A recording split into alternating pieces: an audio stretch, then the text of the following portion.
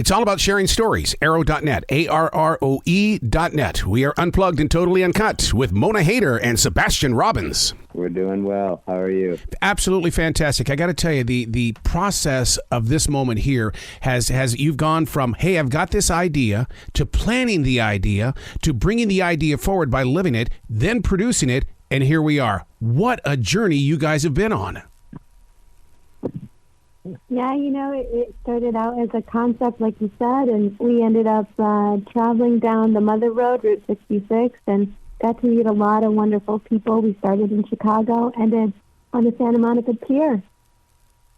The Great Muslim American Road Trip, 2,500 miles of introducing real people to real people. It's such an amazing trip, and like you said, it's down Route 66. This is going to be an introduction for people to hit the road.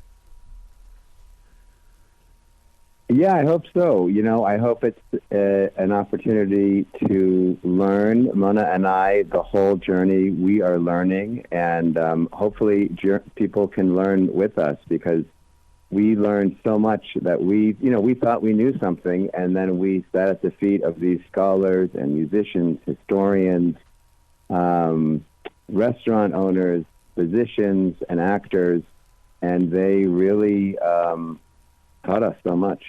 I'm glad you brought up that you guys learned so much, because in reality, Americans only know what's in the newspaper when it comes to Muslims and Christians and things like this. And you really give us that opportunity to go, wait a second.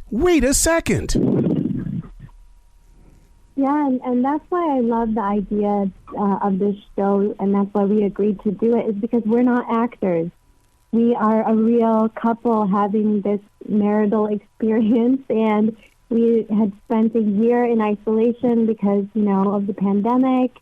And it was just an opportunity for us to go on a road trip as a couple and get to know each other all over again. We've been together almost 10 years and have a couple of kids. And it was just such a great opportunity for us to reconnect as a couple and meet people along the way. And those stories really transformed us and changed our hearts, because when you meet someone and you're able to look them in the eye and connect with them, it does something beautiful to you.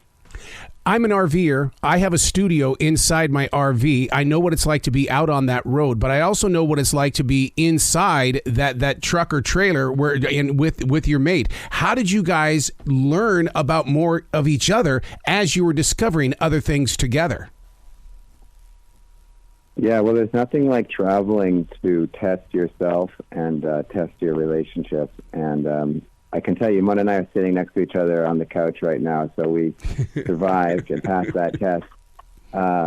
But, really beyond that, I think one of the things that most Americans are really craving is time. Mm-hmm. Most of us are very, very busy, especially if you have kids and trying to juggle work and all that.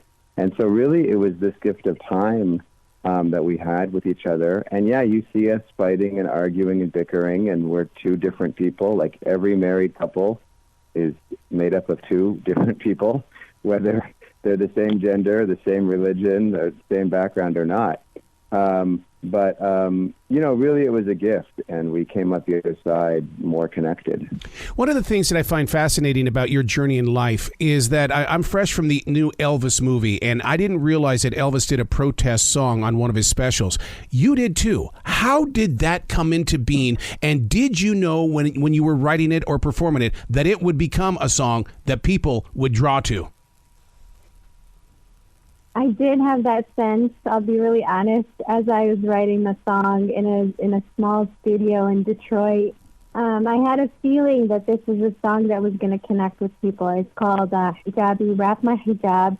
And the song is really just about celebrating women across cultures and saying we are beautiful, we are connected, we are one, no matter who we are, what we look like, and what we dress like, and how we pray.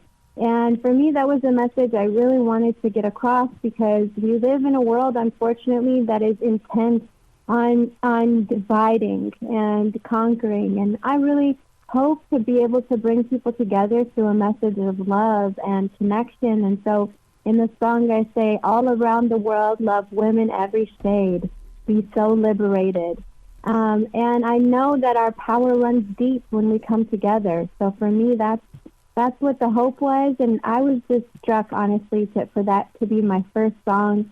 And for over, I think, 8 or 9 million people at this point have seen the video, and even more have heard the song and listened to the song and connected with it. So, you know, if it can help one person feel heard and seen, then I feel like I've done my job as an artist. Mm-hmm. Sebastian, when you guys traveled from Chicago to L.A., that's a lot of regions. As you jumped into those new regions, did people change? You know, I have to say no.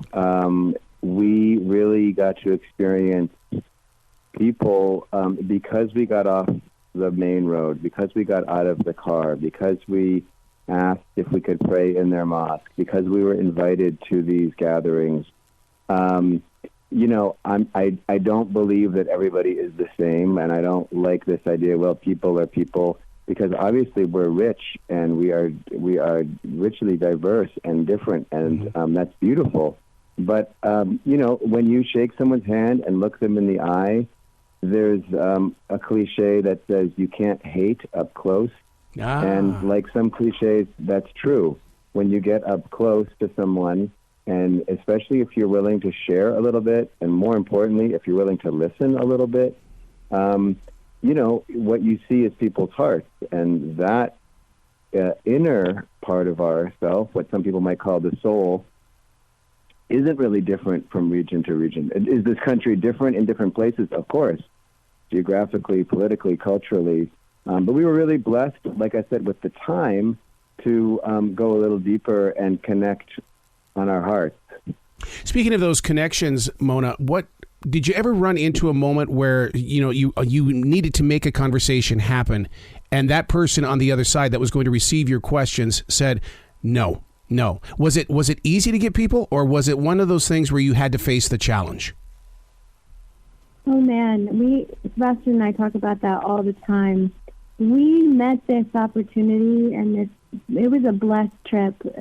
Everybody we talked to was so gracious and generous with their time, with their energy. We were fed beyond belief on this journey. We met people who opened their hearts and their homes and their restaurants and their community centers to us. And it was remarkable, because we were on this journey where we were travelers. We didn't know the folks we were going to meet. And instead of meeting any sort of negative energy or difficulties, we were just met with so much love and connection and grace. And it was this feeling of home every single time we stopped at a new place and met with new folks. And I just can't tell you how relieving it was to be in a situation where you don't know what tomorrow's going to bring.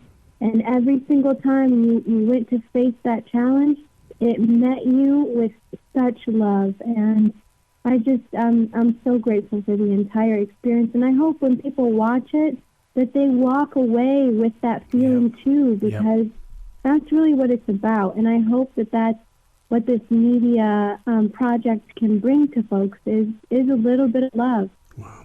Please come back to this show anytime in the future, the two of you. I know this is just the beginning, the first step of a brand new beginning. And I really look forward to talking to you guys again. Thank you so much. It's been great talking to you, and I hope you get to use your RV real soon. Absolutely. You guys be brilliant today, okay? Thank you. You too.